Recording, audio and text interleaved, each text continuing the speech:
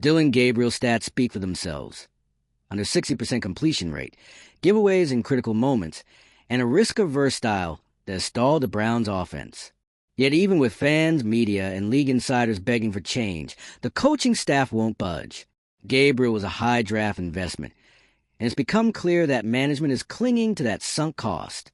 Their refusal to replace him with Shedeur Sanders, despite mounting losses, is now being viewed as organizational negligence. If you're into the real story and all the messy twists they don't show on highlight reels, go ahead and subscribe. And if you're sticking around to see how this Browns QB chaos plays out, you should definitely be subscribed.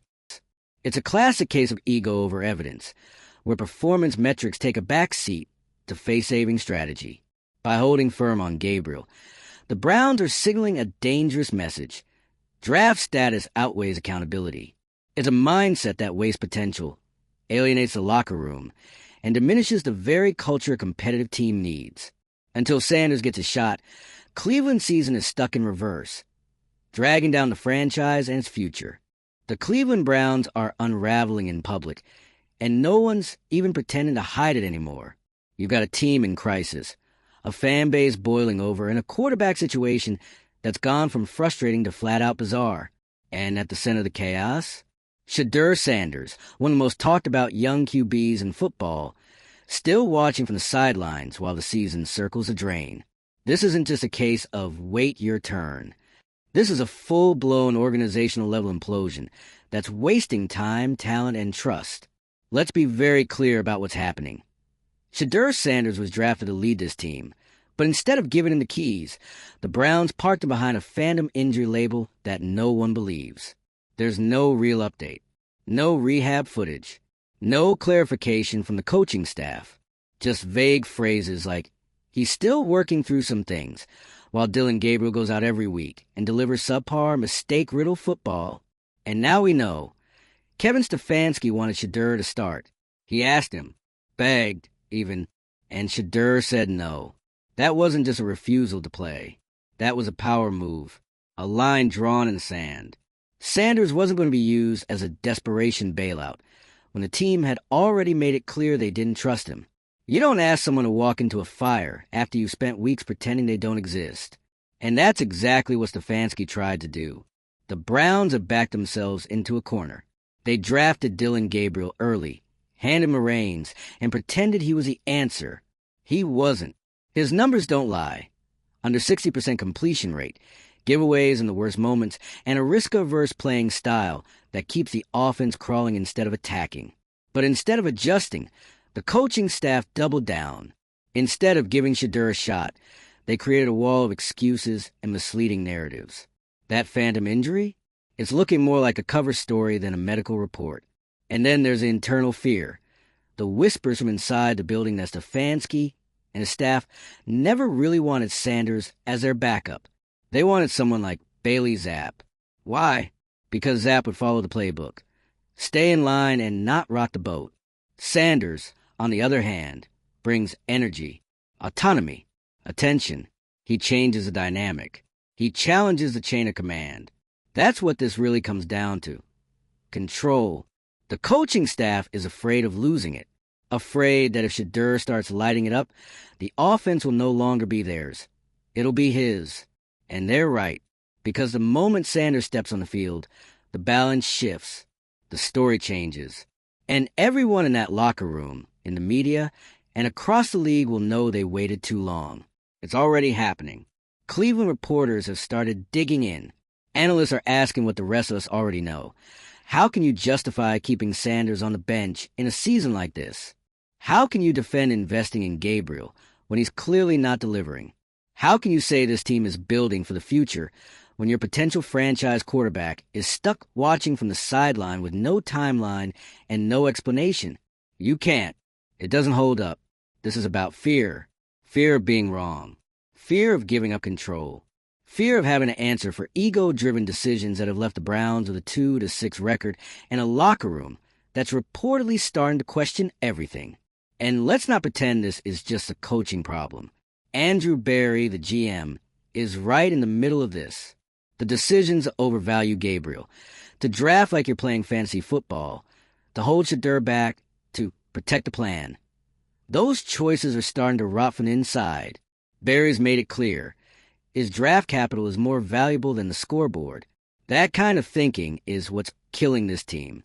Instead of adapting, the front office is clinging to the narrative they sold in the offseason. That Gabriel was a future. That Sanders needed time. That the organization knew best. But the field tells a different story every Sunday.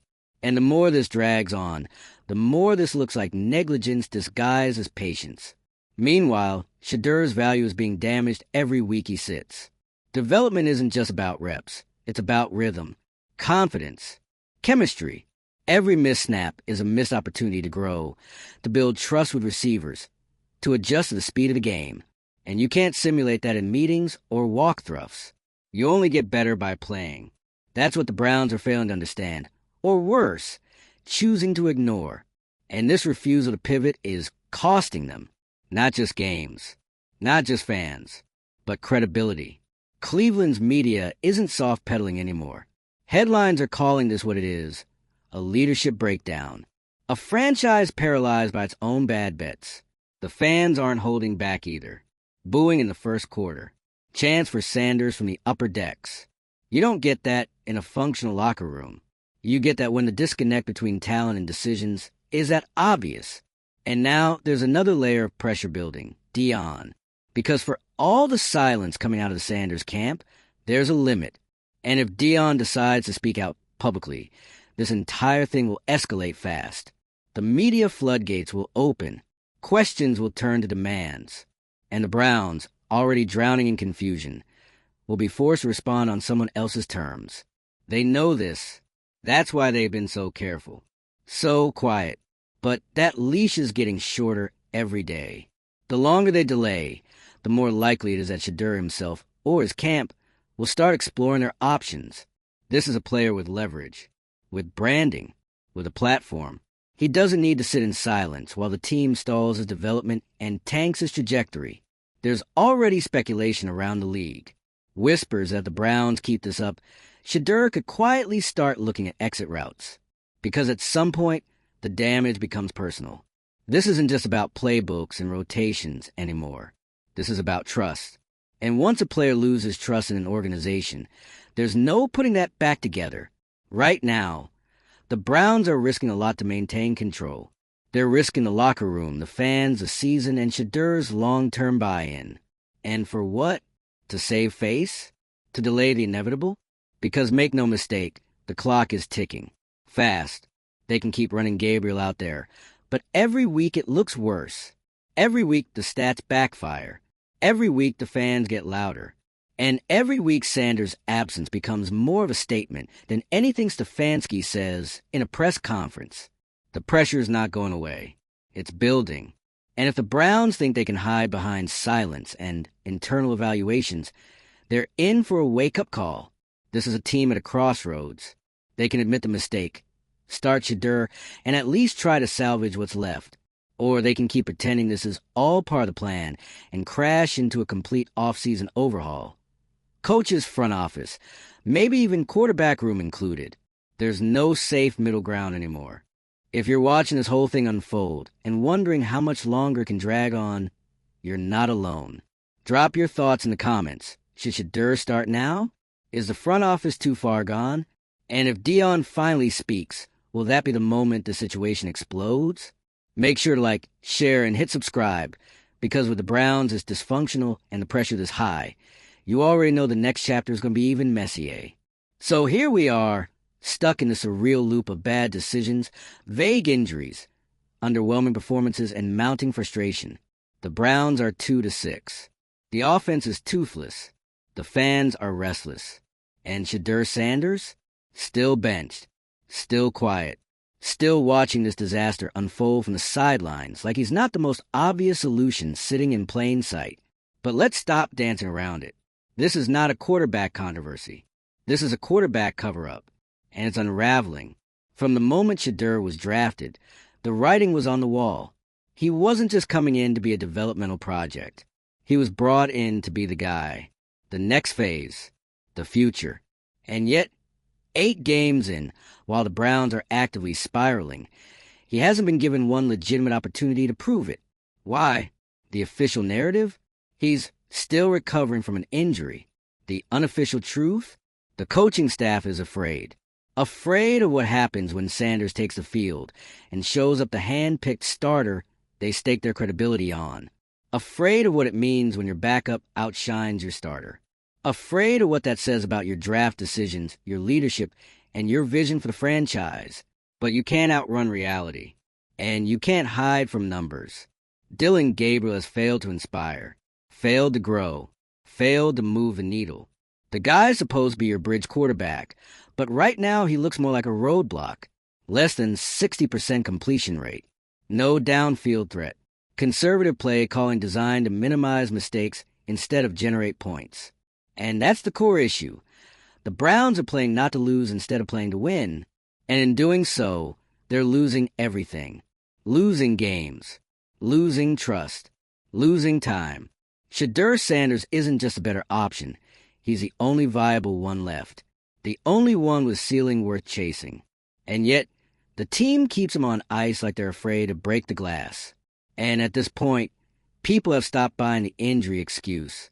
It's a phantom injury for a reason. No details, no updates, no transparency. Just silence. And that silence is damning. Because if Sanders were truly hurt, you'd say it. You'd show it. You'd give the media a timeline. You'd explain why he's unavailable. But this cloak and dagger routine is what fuels speculation. And the speculation is doing real damage. The word going around now is that Kevin Stefanski wanted Bailey Zapp in the backup role. Not because Zapp's better than Sanders, but because he wouldn't disrupt the team's control structure. Read that again. Control structure. This is no longer about who gives the Browns the best chance to win. It's about who makes the coaching staff feel the most comfortable. That's how you know you've got a problem. Because the best coaches don't fear disruption. They embrace it. They want players who challenge them, who elevate the team, who force them to adjust and evolve. But the staff? They want predictability. They want loyalty. They want control. And Shedeur Sanders, with his name, his game, his platform, he's a threat to all of that. So instead of empowering him, they're sidelining him. Not because he isn't ready, but because they aren't. This is ego management disguised as strategy. It's damage control instead of development. And the fans see it. The media sees it. The entire league sees it. Even opposing coaches are reportedly baffled by the decision to keep Sanders benched. They know what he's capable of. They know how much more dynamic Cleveland's offense could be with a quarterback who can throw on the run, extend plays, push the ball, and ignite energy. But Stefanski? He's sticking with the guy he drafted, even if it means driving this team straight into a ditch. And here's the cruel irony. The more they try to control the narrative, the more out of control it gets. The locker room, once quiet, is starting to murmur. Veteran players are reportedly confused by the direction. Players aren't dumb. They know talent when they see it. They know Sanders has it. They also know Gabriel doesn't. And when the team keeps losing while the better option sits, that frustration becomes cancerous. That's when locker rooms fracture. That's when culture crumbles. That's when trust disappears. And it's not just about the locker room. It's about long-term damage. Every week Shedeur doesn't play is a week of stalled development, a week of wasted chemistry, a week of opportunity loss. He should be out there making mistakes, learning, adjusting, growing. Instead, he's a spectator. His growth is being suppressed to protect the insecurities of a front office that clearly can't admit it got things wrong. And let's not forget what's coming down the line. Deshaun Watson. The very mention of his name adds another level of complexity and dysfunction. Because if the Browns are planning to start Watson again, then what's the plan for Sanders? If he's just going to be buried again once Watson is healthy, then why draft him at all? That's where this all starts to feel like a franchise without a roadmap. Just a series of impulsive, ego-driven decisions wrapped in buzzwords like patience and process. But the reality is this. There is no process. There is only fear. And it's sinking this team fast. Meanwhile, Sanders sits. Quietly. Strategically. He hasn't lashed out. He hasn't spoken publicly. He hasn't even posted cryptic messages. But that patience, it's running out. And if you think Deion Sanders is going to let this nonsense slide forever, you don't know how this family operates. The minute they go public, the minute Deion makes it clear the situation is unacceptable, the Browns are going to be under a national microscope they are not ready for. The media will pounce. Analysts will tear into the dysfunction. Trade rumors will explode. And suddenly, Cleveland won't just be the league's most confusing team. They'll be the most criticized, and deservedly so. Because this isn't a football problem. It's a leadership crisis. It's what happens when decision-makers value their own comfort more than their own talent. When they ignore results to protect reputation. When they squander potential because they're afraid of being outshined. That's what this is. And it's playing out in real time. So what now? The Browns have one card left to play. Start Shedeur. Let him lead. Let the chips fall where they may. It might be messy. It might be dramatic. But at least it's a direction. Because right now, the only thing Cleveland's doing is drifting. And taking Shedeur's career with it. If they wait too long, they're not just going to lose games. They're going to lose him. And once trust is broken, there's no going back. Shedeur has options. He has leverage. He has visibility. There are teams that would love to build around him. That wouldn't be afraid to start him. That wouldn't hide behind fake injury reports and quarterback politics. And if Cleveland keeps stalling, that door only opens wider. Every day that passes without Shedeur Sanders on the field feels less like a delay and more like a deliberate stall tactic. And let's be honest, this has become the NFL equivalent of trying to hide an elephant under a napkin. The football world sees what's happening. The fans see what's happening. Even opposing teams, who would love to keep seeing Dillon Gabriel under center, can't believe the Browns are really doing this. And yet, week after week, they roll Gabriel out there, hoping no one notices the scoreboard, the turnovers, or the deafening lack of energy on offense. And while the team spirals, Shedeur Sanders waits. And that silence, it's starting to speak volumes. Let's talk about the damage being done here. Because this isn't just about losing games. It's about the kind of losses the Browns are taking. They're not getting blown out and rebuilding. They're not leaning into a rookie quarterback's growing pains and showing signs of life. They're losing with nothing to show for it. There's no plan, no progress, and no accountability. That's what's so infuriating. This team chose Dillon Gabriel, drafted him early, gave him the job, treated him like he was the future. And now that the future is going up in flames, they're clinging to the wreckage, still pretending there's something to salvage. Meanwhile, the guy they drafted to actually lead the next era of Cleveland football is kept on the show with nothing but vague references to an injury no one can confirm. And it's not just the fans who are questioning this. It's everyone. Local media, league insiders, former players, analysts. They're all circling the same question. What exactly are the Browns doing? Because this doesn't look like development. It looks like denial. There's a very real risk here, and it's growing by the day. When a franchise treats its talent like an afterthought, players notice. Veterans see it. Rookies feel it. And the message becomes clear: play the politics or get left behind. That kills locker room culture. That creates rifts. That fosters distrust. And when it involves a high-profile young quarterback with a national following and a famous family, the stakes get even higher. Everyone knows Deion Sanders isn't just a football legend. He's a force. He built Shedeur into the player he is. He knows the business. He understands leverage. And if he decides to pull the curtain back on what's happening in Cleveland, the damage will be instant and overwhelming. Because once this goes public, really public, it won't be just another quarterback story. It'll be a league-wide indictment of how some franchises still can't get out of their own way. Think about it. You draft a quarterback with elite bloodlines, proven leadership, pro-ready skills, and one of the strongest brands in college football, and instead of building around him, you hide him. You sideline him with an injury that's never detailed. You prioritize a failing system over real talent. You ask him to start only when you've hit rock bottom, and then act surprised when he says no. What exactly did they expect? Shedeur wasn't going to be anyone's cleanup crew.